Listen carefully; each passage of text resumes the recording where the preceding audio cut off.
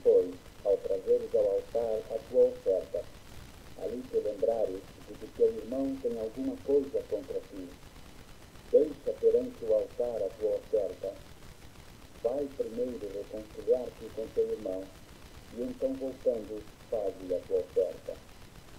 Entra em acordo sem demora com o teu adversário, enquanto estás com ele a caminho, para que o adversário não te entregue ao juiz, o juiz ao oficial de justiça, e sejas recolhido à prisão. Em verdade te digo que não sairás dali enquanto não pagares o último centavo. Ouvistes que foi dito, não adulterarás. Eu, porém, vos digo, qualquer que olhar para uma mulher com intenção impura no coração, já adulterou com ela. Se o teu olho direito